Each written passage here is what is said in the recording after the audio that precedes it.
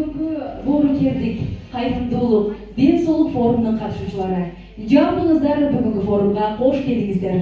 13 ноябрь Ош шаарында алгач ирет ден соолук кайрымдуулук форуму болуп өттү. Аталган форумга бийлик өкүлдөрү, Ош шаарынын казысы, өлкөдөгү медицина кызматкерлери жана спорт тармагындагы адистер чакырылган. Мындан сырткары ар кандай көңүл ачуучу программалар дагы камтылган. Тайзис врачасы деген бир китеп жазганбыз. Ошондо ошол учурдан стрести 21-жылдын чумасы деп жаздым эле. Андан бери азайган деле жок да, стресс барган сайын көбөйүп кетет. Мисалы жана айтып атпаймынбы, 90% ден соолук чың өлкөлөрдө аларда мамлекеттик жетекчилерден башталат экен да. Алар элине кам көрүп, менин улутум, менин элим, менин калкымдын ден соолугу чың болуш керек деп аракет кылып, ушул ооруларды алдын алганга аракет кылышат. Форум Восток массаж академиясынын жетекчиси Дурусбек Эрнусбек уулу тарабынан уюштурулган. Максаты дени сак жашоого элдерди үндөө жана түшүндүрүү иштерин жүргүзүү. Анын айтымында бул форум колдоо тапса, жыл сайын жерлерде өткөрүү пландалынган. Бул форумда бизде атайын Бишкектен чакырылган конокторубуз бар. Мисалы, бири травматолог, хирург, ортопед, врач, мануальный терапевт, кинезиолог, бири медер агайыбыз. Алар жөнүндө азыр өздөрү чыкканда сүйлөп беришет. Ошого болгон мотивациясын жогорулатуу. Бул форумда катышуучулар кантип ден соолукка кам көрүш керек, кантип ооруп калбаш керек. Ошол боюнча жакшы семинар болот. Форумда мастер-класстар, дарыгерлерден кеп-кеңештер жана денени чыңдоочу жеңил көнүгүүлөр көрсөтүлдү. Чогулган эл ар тараптан келген, баары ден соолугуна кам көрүүнү каалагандар. Агайдын окуучулары Азамат, Олчалар, конкурска катышкан кыздарды көрөлү анда. Жакшы. Сиз отурыңчу, юбкасы мешетте да болосо отурат эле, келиңиз.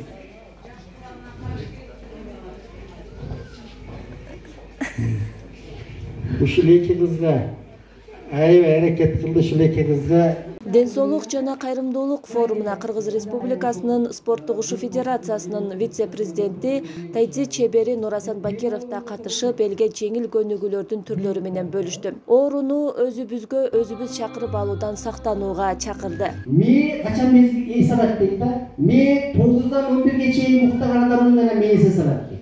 Эгерде 9-дан 11-ге чейин уктабаган адам дейт, айрыкча нерв күчкеле турган, мээги күчкеле турган нерселерди жасаган адам, айрыкча мугалимдер да. Булар картайганда психикалык ооруларга чалдыгат дейт. Биз 9-да эмне кылабыз?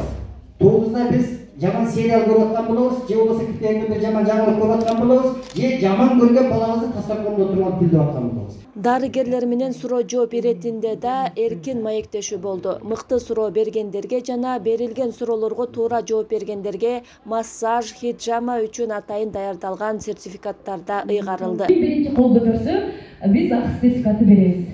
Аталган форум эл менен ден соолук сакчыларынын ортосунда мыкты көпүрө болду. 5 саатка созулган жыйынга аягына чейин отуруп, кунт коюп угуп, пайдалуу маалыматтарды алууга тырышкандардын саны арбын. Алар мындай жыйындар көп болсо деген ойлорун бир ооздон айтышты. Өзүм билбеген аябай көп сөздөрдү алып, аябай сүйүнүп атам да ушул нерсеге келип калганым үчүн. Анан келип, мондай массажга сертификат алдым. Аябай сүйүнүп атам, аябай жакшы сөздөрдү уктум. Эми барып, апам абдан көп массаж колума келишинче жасап, өзүм да үйрөнгөнгө аракет кылам. Жакты бизге ушундай форумдар көп болсун, кайрымдуулук. Ушул форумдагы келген немелерге кийинки жылдары да ушундай садакалар көп болуп, ушундай кайрымдуулук көп болсун деп суралат элек. Биз Карабулжадан келдик. Мамакер санаториясында жаттык элек. Ушул жерден келдик. Рахмат сизге, ушундай да көп форумдар болуп турсун. Биринчиден ден соолукка кандай камкор жөнүндө аябай жакшы түшүнүктөрдү берди. Андан башка да врачтар бир гана медицинага эле же болбосо дарыгерге гана таянбастан өзүңөр да аракет кылып ден соолукка кармашыңыздар керек деген аябай баалуу сөздөрдү айтты.